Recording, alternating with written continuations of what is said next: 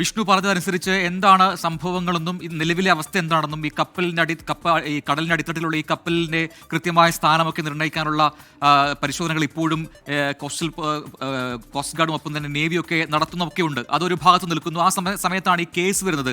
ഈ കേസിൽ ഏറ്റവും പ്രധാനപ്പെട്ട ഒരു പരാതി അല്ലെങ്കിൽ അത് വാദം എന്ന് പറയുന്നത്, ഇതിൽ ഈ പ്രതികൾ മനുഷ്യജീവനും സ്വത്തിനും അപകടമുണ്ടാക്കും വിധം അപകടമായും അപായമായും ഉദാസീനമായും ഒക്കെ ഈ ചരക്ക് കപ്പൽ കൈകാര്യം ചെയ്തു എന്നുള്ളതാണ്. സ്വാഭാവികമായിട്ടും അതിനെ ഡിഫെൻഡ് ചെയ്യുക എന്നുള്ളത് പ്രതിഭാഗത്തിന്റെ ഭാഗത്തുണ്ടാവുമല്ലോ ഇത് കോടതിയിലേക്ക് വരുന്ന സമയത്ത്. ആ സമയത്ത് അവർ പറയുന്ന അല്ലെങ്കിൽ അപകടം എങ്ങനെ ഉണ്ടായി എന്ന് സൂചിപ്പിക്കുന്ന ചില കാരണങ്ങൾ ഇപ്പോൾ വിഷ്ണു പറഞ്ഞു. അതും ഈ രീതിയിലുള്ള പോലീസിന്റെ വാദവും എങ്ങനെയാണ് പോവുക, അതിൽ എത്രമാത്രം കഴമ്പുണ്ട് എന്നാണ് പോലീസ് പറയുന്നത്. കാരണം 28 വർഷം പഴക്കമുള്ള ഒരു കപ്പൽ, 97-ലാണ് ഈ കപ്പൽ നിർമ്മിച്ചതെന്നാണ് ഞാൻ മനസ്സിലാക്കുന്നത്. അത്രയും പഴക്കമുള്ള ഒരു കപ്പലാണ്. അതോടൊപ്പം തന്നെ അതിൽ എഞ്ചിൻ ഫെയിലിയർ അല്ലെങ്കിൽ മെഷീനറി ഫെയിലിയേഴ്സ് ഉണ്ടായിട്ടുണ്ട് എന്ന രീതിയിലുള്ള DGയുടെ വാദമൊക്കെ അവിടെ നിൽക്കുന്നുമുണ്ട്. അതിപ്പോൾ വിഷ്ണു സൂചിപ്പിക്കുകയുണ്ടായി.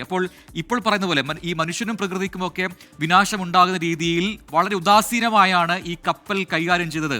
അത് ഈ ഓണറും ഒപ്പം തന്നെ അതിലെ ക്യാപ്റ്റനും മറ്റ് ജീവനക്കാരുമെല്ലാം ഈ രീതിയിലാണല്ലോ പ്രതിപട്ടികയിലുള്ളവർക്കെതിരെയുള്ള പ്രധാനപ്പെട്ട വാദം. അതെങ്ങനെയാണ് ഒരുപക്ഷെ കോടതിയിൽ വന്നു കഴിഞ്ഞാൽ നിൽക്കുക? ഷഫീദ്,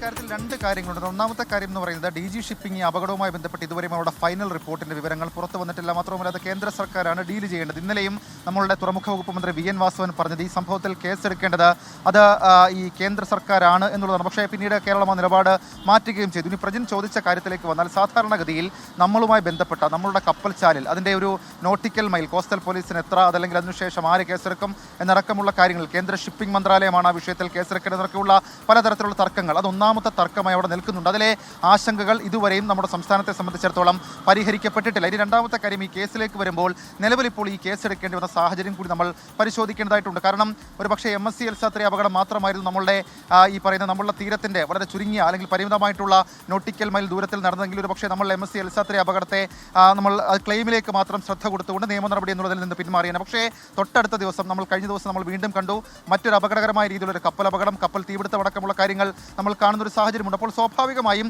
നമ്മളുടെ ഈ കപ്പൽ ചാലിൽ കൂടുതൽ ട്രാൻസ്പോർട്ടിംഗ്, കാർഗോ ട്രാൻസ്പോർട്ടിംഗ് വരും ദിവസങ്ങളിലും നടക്കുമെന്നുള്ള കാര്യത്തിൽ തർക്കമില്ല.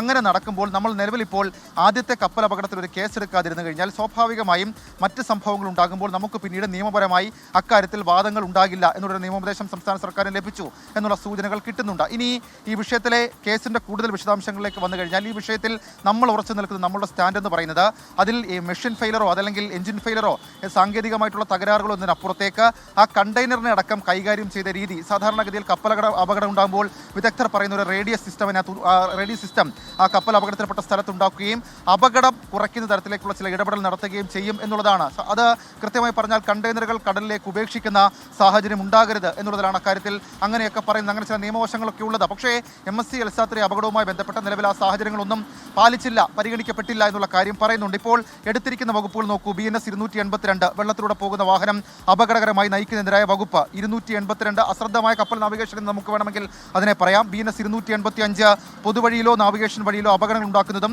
തടസ്സം സൃഷ്ടിക്കുന്നതുമായി ബന്ധപ്പെട്ട വകുപ്പ്, 286 മനുഷ്യജീവൻ അപകടകരമായ വിഷപദാർത്ഥം ഉപയോഗിക്കുന്നതുമായി ബന്ധപ്പെട്ട വകുപ്പ്.